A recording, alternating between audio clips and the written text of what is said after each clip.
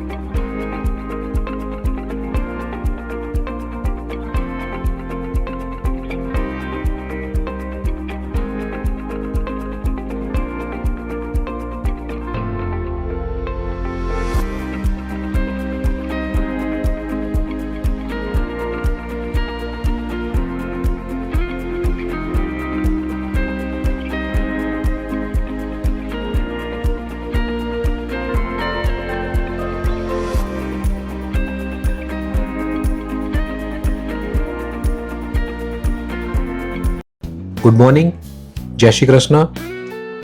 आज बाकू में तीसरा दिन है और आज हम लोग जाने वाले हैं यनारदाग। ब्रेकफास्ट रेडी हो गया है, चलिए पहले ब्रेकफास्ट करते हैं फिर चलते हैं यहाँ से। देखने में तो ब्रेकफास्ट लेविश लग रहा है, चलिए देखते हैं क्या है। यह है सेमोलिना, एक स्वीट डिश जैसा होता है। साथ में ये है बॉयल एग और यहाँ पे 3-4 आइटम ब्रेड की लग रही है। टोस्ट भी है और ब्रेड भी है।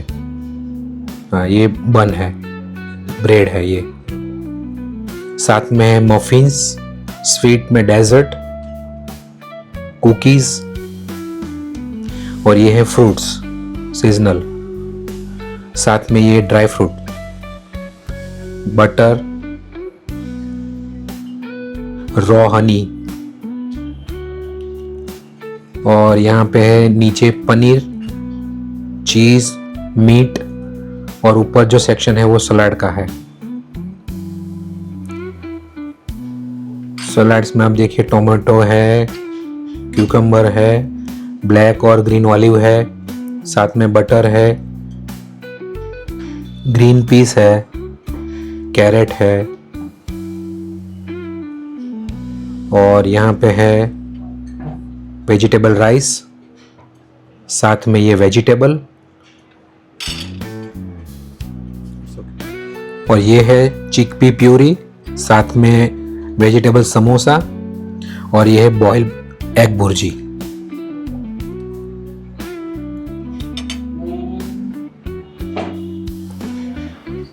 और यहाँ पे है हॉट मिल्क, साथ में कॉफी और यहाँ पे फ्रेश जूस एंड वाटर। यनारदाग के लिए हम लोग निकल चुके हैं और ये बाकू से लगभग 25 किलोमीटर दूर एप्शेरोन पेनिनसुला में स्थित है। यनारदाग यानी कि बर्निंग माउंटेन यानी जलता हुआ पहाड़ कहा जाता है यहाँ, क्योंकि यहाँ जमीन से निकलने वाली प्राकृतिक गैस लगातार जलती रहती है।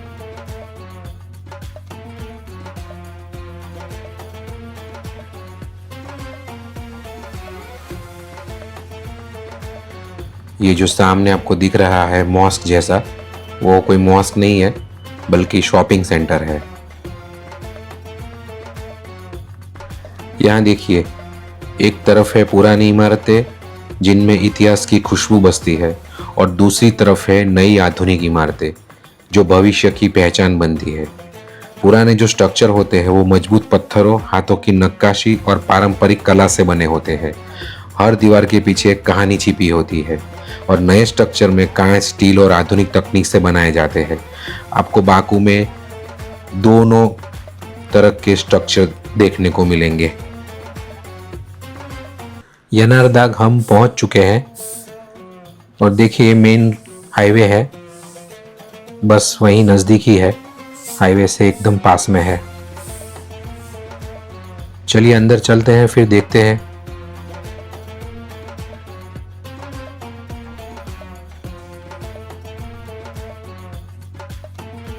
यहाँ पे आने के लिए आपको एंट्री टिकट लगेगा। अभी कितना है वो तो नहीं पता, क्योंकि हमारी जो एंट्री है वो पैकेज के अंदर इंक्लूडेड है। अभी हम पहुंचे हैं यनारदाग, अजरबैजान का वो जलता हुआ पहाड़ जो सदियों से बिना रुके जल रहा है। चलिए इस आग के रहस्य को करीब से महसूस करते हैं।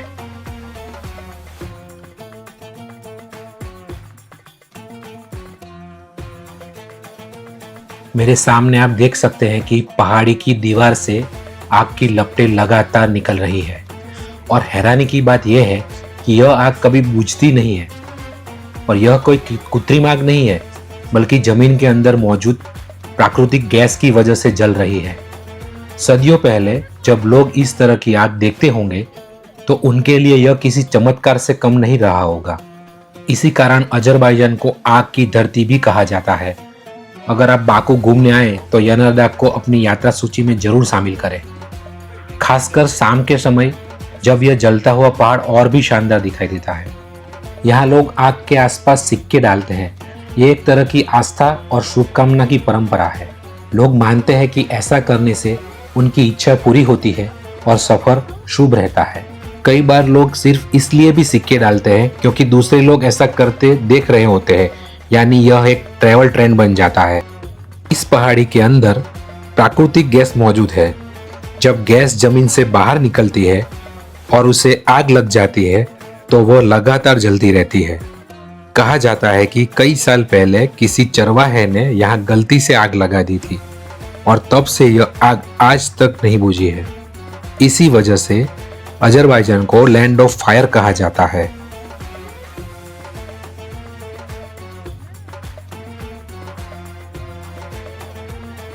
यनारदाग का संबंध प्राचीन जोरोएस्ट्रियन धर्म से भी जोड़ा जाता है, जहां अग्नि को पवित्र माना जाता था। पास में ही प्रसिद्ध एथिसगाह ऑफ बाकू स्थित है, जो अग्नि उपासकों का मंदिर है।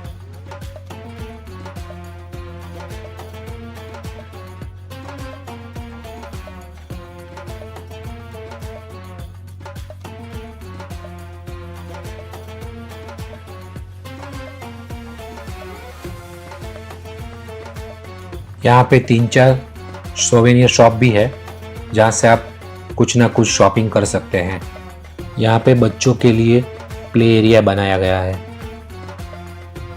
चलिए यहाँ से ऊपर जाने का रास्ता है, ऊपर चलते हैं और वहाँ से बाकू सिटी का नज़ारा देखते हैं।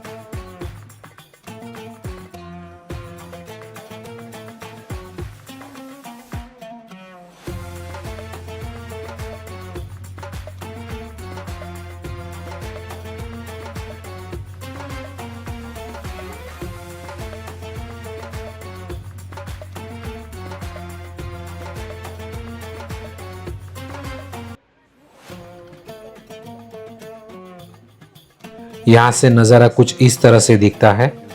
सामने आपको हाईवे दिख रहा है पूरा,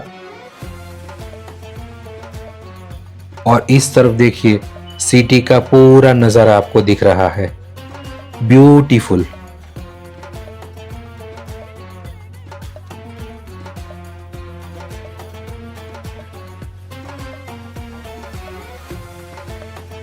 यनारदाग से हम लोग निकल चुके हैं और अभी नेक्स्ट जो हमारा डेस्टिनेशन है वो है अतेशगाह टेम्पल। इसे फायर टेम्पल ऑफ बाकू भी कहा जाता है।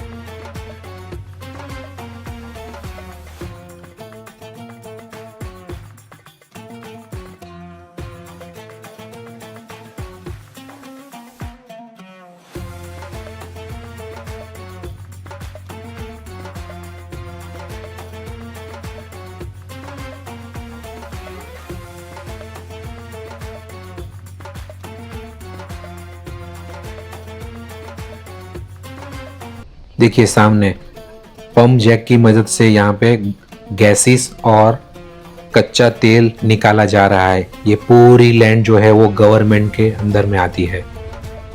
यहाँ पे कच्चा तेल सीधा आप यूज़ नहीं कर सकते, इसे रिफाइन किया जाएगा, बाद में पाइपलाइन के जरिए से इसे आगे भेजा जाएगा।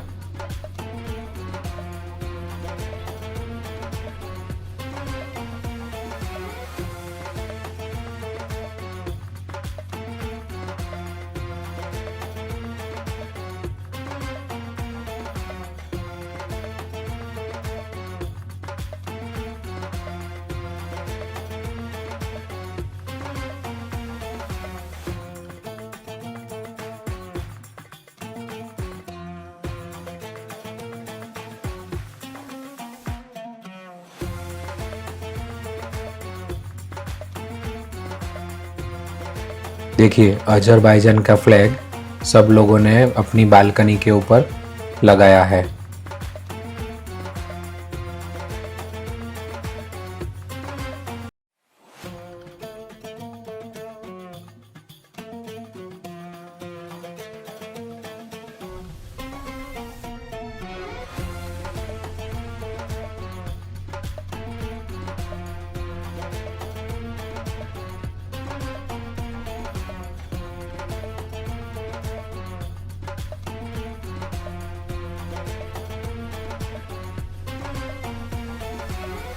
अतेशगढ़ टेम्पल हम लोग पहुंच चुके हैं।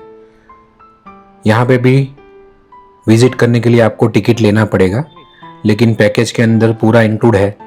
तो चलिए एक्सप्लोर करते हैं। बाकू से अतेशगढ़ टेम्पल की दूरी करीबन 30 किलोमीटर है और ये मंदिर का जो निर्माण है मुख्य रूप से 17वीं से 18वीं शताब्दी के दौरान हुआ माना जाता है। यह मंदिर भारतीय व्यापारियों द्वारा बनवाया गया था, जो सिल्क रूट के माध्यम से अजरबैजान तक व्यापार करने आते थे। अंदर जाइए। कौन सी भाषा में लिखा है?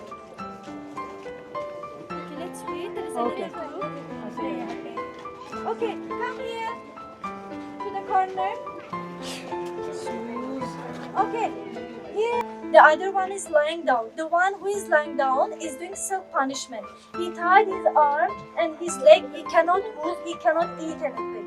So he is punishing himself. They thought self-punishment was the way to paradise, to heaven. So God would forgive their sins. In another room, you will see human statue and there's very heavy chain on his neck. He is also doing self-punishment. Okay, and you see the circle ones, and there is a fire. This is called Gurbanja. They were offering fruits for God over there. And you will see the square one behind us, the main temple. The square one was cremation for Hindus. Okay, yeah, and you can see the pipelines from the other side. So after 19th century, it's not natural. And yeah, you can see the stone books, different languages of India. That one is Punjabi, that one. But this one I don't know. You may know which language it is. Sanskrit? No. No, you don't know? Bengali. Bengali भी नहीं। मंदिर की दीवारों पर देवनागरी और गुरुमुखी लिपि में शिलालेख आज भी मौजूद है। इन शिलालेखों में भगवान शिव और अन्य देवी देवताओं का उल्लेख मिलता है। इससे यह प्रमाणित होता है कि उस समय भारतीय समुदाय यहाँ सक्रिय रूप से रह रहा था।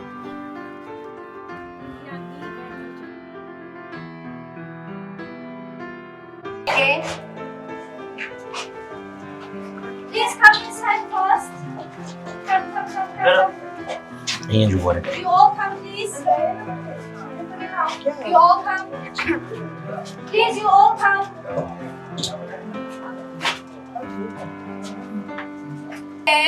In this area, there was natural fire. Now, let's wait 2 minutes. That is the year, okay? Yep. Now. Okay, so I said here there was a natural fire, like so that is the year. So this area was like that, just natural fire. Okay? And I said Zoroastrians, local Zoroastrians were coming here to worship. Okay? So now they are Zoroastrians. Please quiet. They are covering half of their face while praying. So this is the symbol of Zoroastrianism.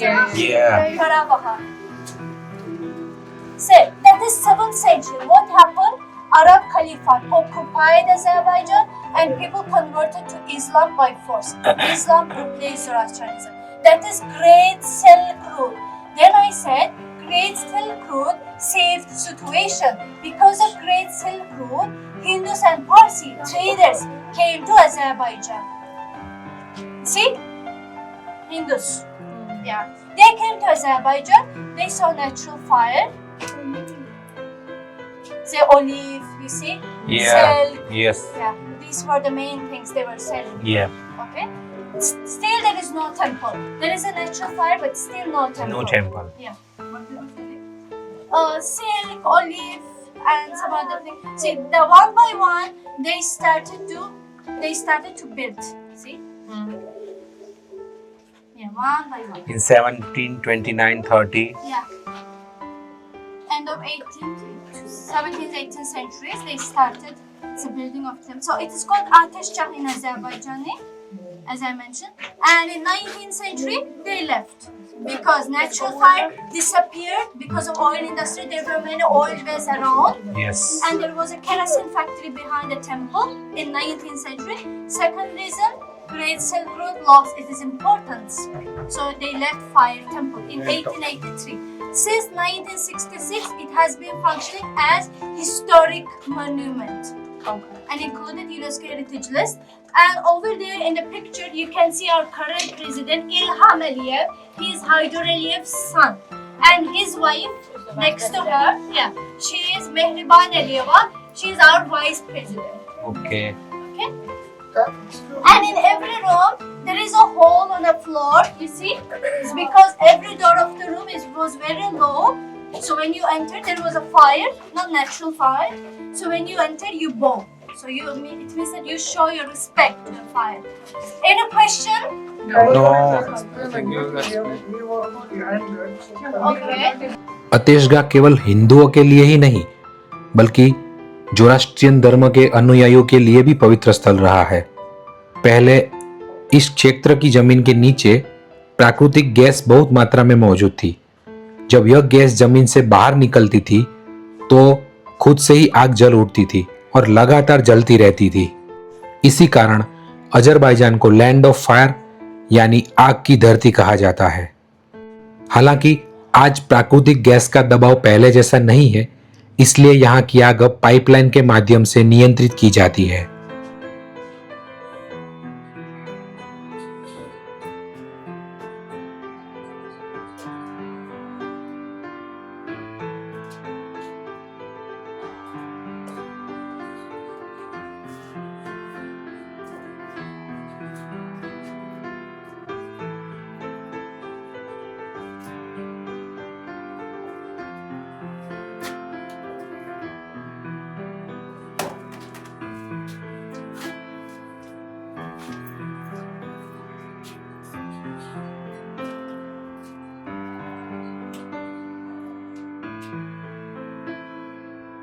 Zoroastrian धर्म में आग को पवित्रता और दिव्यता का प्रतीक माना जाता है।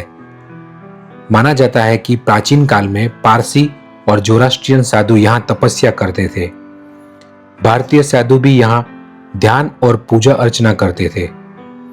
यह मंदिर एक पंचकोणीय संरचना में बना हुआ है, जिसके बीच में अग्निवेदी स्थित है और चारों ओर साधुओं के रहने के लिए कक्ष बने हुए हैं।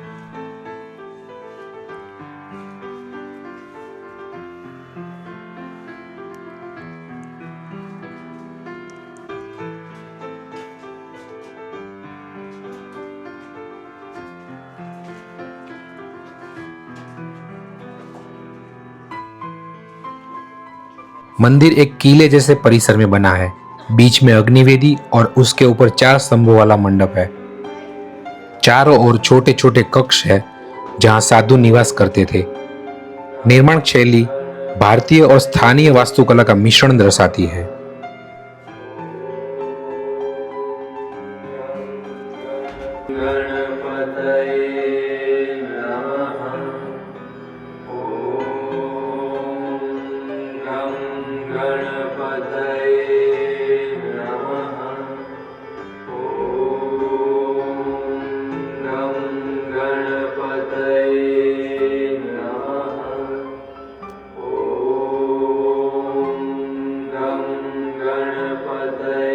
अतेशगाह मंदिर इस बात का जीवन प्रमाण है कि भारत और अजरबैजान के बीच व्यापार और सांस्कृतिक संबंध सदियों पुराने हैं। यह स्थान दोनों देशों के ऐतिहासिक जुड़ाव का प्रतीक है।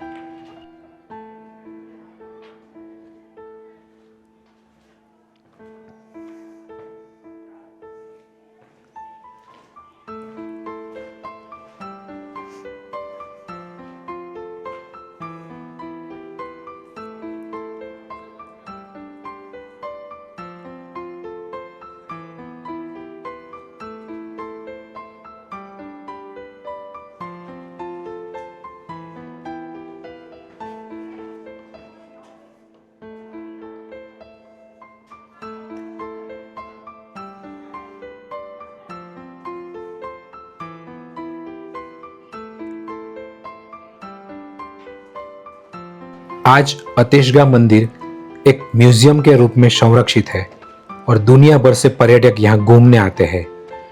यह स्थान अजरबैजान की पहचान और विरासत का महत्वपूर्ण हिस्सा है।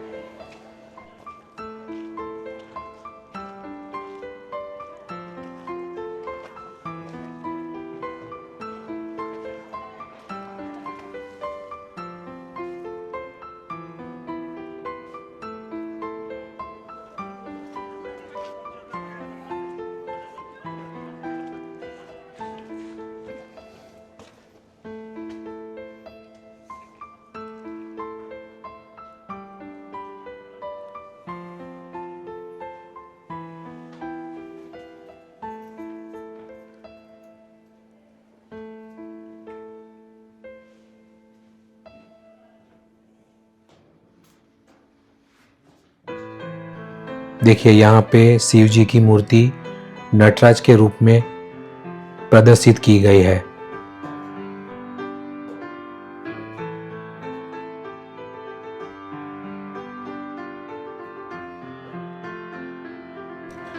यहाँ कांच के पीछे रखी ये वस्तुएं उस समय की याद दिलाती है जब यहाँ साधु संत अग्नि की पूजा किया करते थे। ये सादा सफेद वस्त्र और पूजा के बर्तन उस पवित्र परंपरा के गवाह हैं जो सदियों पहले यहाँ जीवित थी।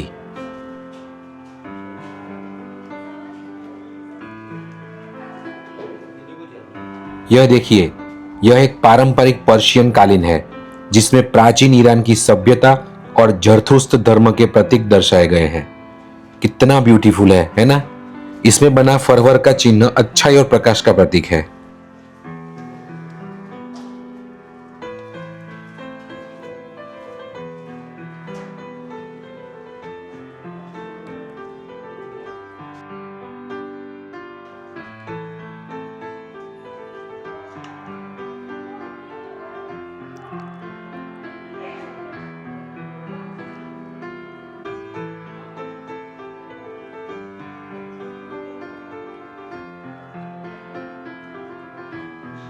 देखिए, हिंदुइज्म अजरबैजान का बहुत सालों से पार्ट रहा है।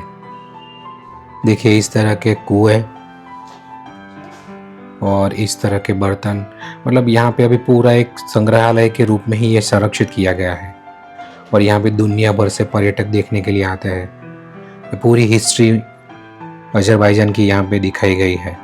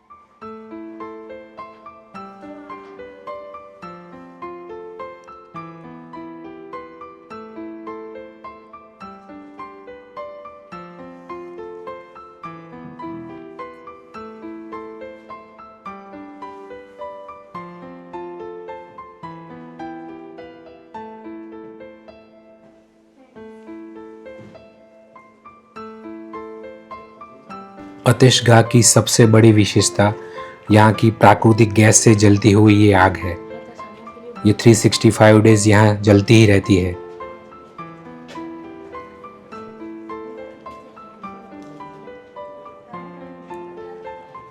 अतेशगाह टेम्पल के बाहर ही ऐसा एक रेस्टोरेंट भी है जहाँ आप बैठ के आराम से चाय की चुस्की ले सकते हैं या फिर ब्रेकफास्ट और लंच वगैरह कर सकते हैं। देखिए कितने अच्छी तरह से अरेंजमेंट किया हुआ है। और ये देखिए यहाँ पे शिकार किए हुए एनिमल्स भी यहाँ पे रखे गए हैं।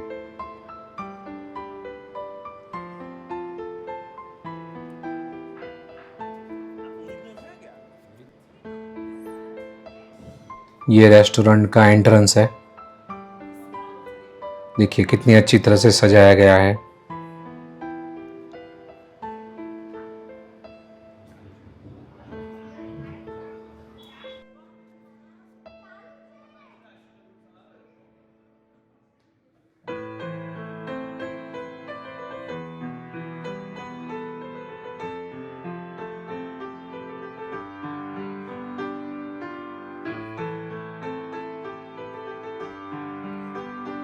अंदर से रेस्टोरेंट कुछ इस तरह से दिख रहा है।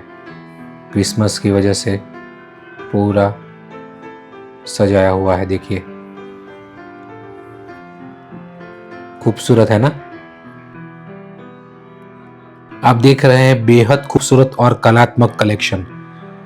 आप देख सकते हैं कि इन शेल्फ पर सजी हुई हल्के नीले रंग की शानदार पॉटरी, अलग अलग डिजाइन के फूलदान, बाउल, टी सेट और सजावटी प्लेट्स।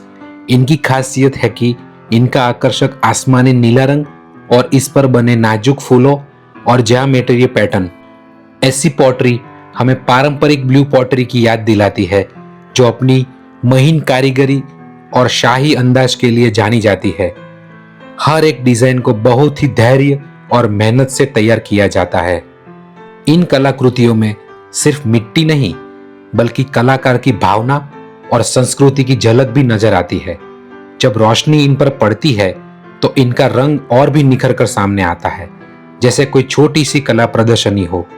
है ना अद्भुत, बहुत ही प्यारी है। अगर आप कला और हैंडीक्राफ्ट पसंद करते हैं ना, तो ऐसी एक पॉटरी आपके घर की शोभा बढ़ाने के लिए बिल्कुल परफेक्ट है।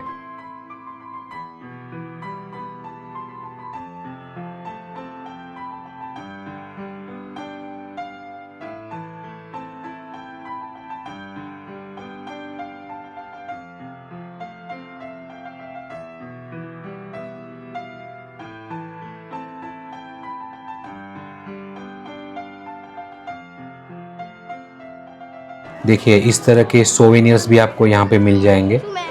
3-4 शॉप्स है यहाँ पे और सबका अलग अलग कलेक्शन है। यहाँ पे आप देखिए अलग अलग सोवेनियर्स है, कपड़े हैं, क्रॉकरी है, इस तरह की चीज़ें आपको यहाँ पे मिल जाएंगी। यस,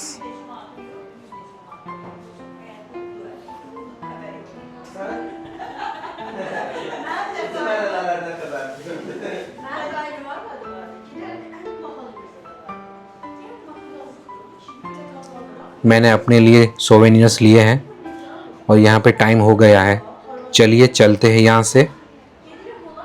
अभी जो नेक्स्ट हम लोग जाने वाले हैं वो लंच के लिए जाने वाले हैं, और लंच के बाद आधा दिन हमारा जो रहेगा वो रहेगा बॉलीवुड एक्सप्लोर करने के लिए। बहुत ही खूबसूरत जगह है। पहले लंच करते हैं, बाद में वो जगह आपको एक्सप्लोर करके दिखाता हूँ। तब तक आप बस में से बाकू सिटी का नज़ारा एंजॉय कीजिए।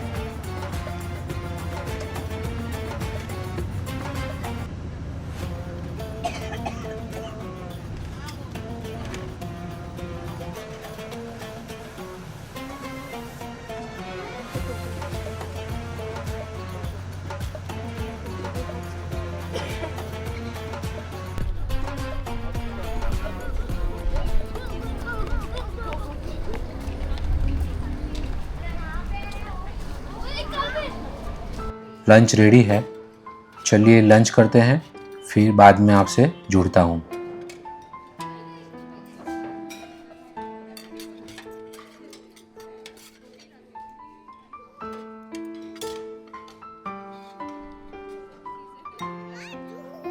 जहाँ पे हम लोगों ने लंच किया वो रेस्टोरेंट का नाम था स्पाइस मास्टर। बहुत ही बढ़िया लंच बनाया था। तो लंच तो हो गया, चलिए अब यहाँ से चलते हैं नेक्स्ट डेस्टिनेशन की ओर।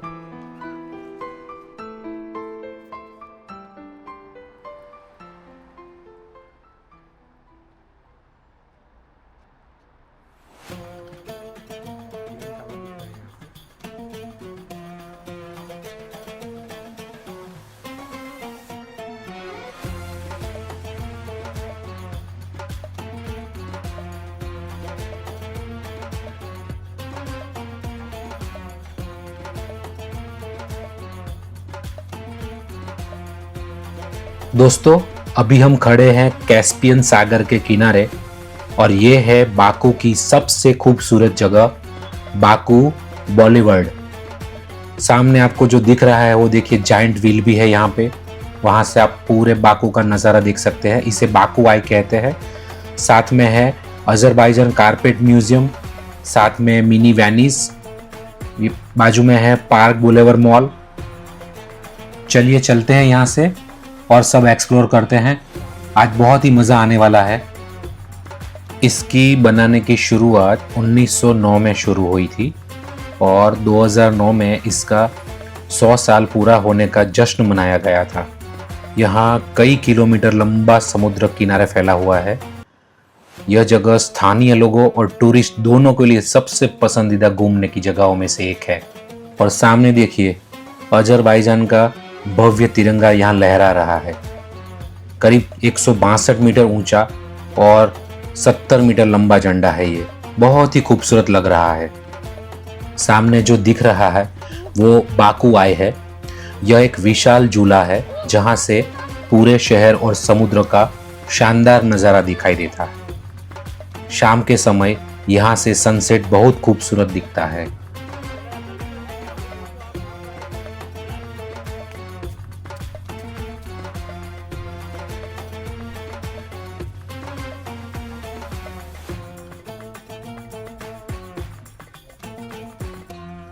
ये है फ्लेम टावर। अभी लाइटिंग शुरू नहीं हुई है।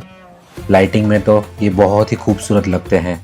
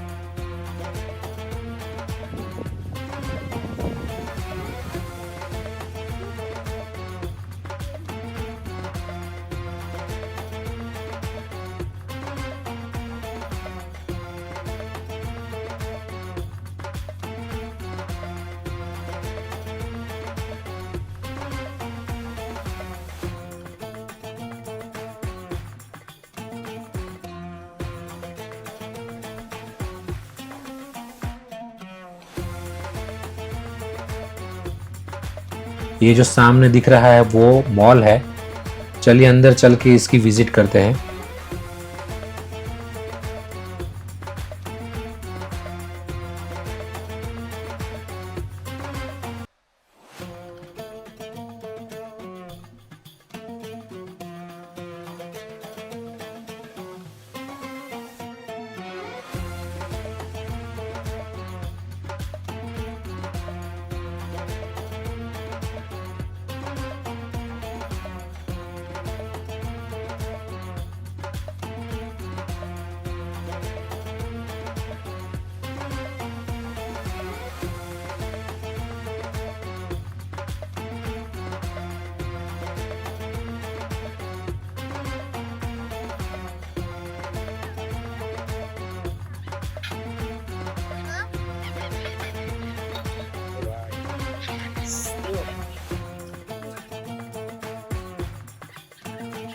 यहाँ से नज़ारा आप देखिए कितना खूबसूरत लग रहा है। कोई गल्फ कंट्री के अंदर आप खड़े हो इस तरह का नज़ारा आ रहा है, बहुत ही शानदार, ब्यूटीफुल, एकदम मॉडर्न बाकू दिख रहा है सामने। और ये सामने जो आधा मून जैसी दिख रही है वो होटल है, अभी उसका काम चल रहा है, वो अभी पब्लिक के लिए ओपन नहीं की गई है। यहाँ पे जो समुद्र आपको दिख रहा है वो पूरा गंदा है, आपको शायद पानी में दिख रहा है या नहीं मुझे नहीं पता, लेकिन ऑयल के साथ पानी मिक्स है तो ऑयल की बदबू भी यहाँ पे बहुत आ रही है। बाकू का सफ़र यूं ही जारी रहेगा नेक्स्ट व्लॉग में। जय श्री कृष्ण।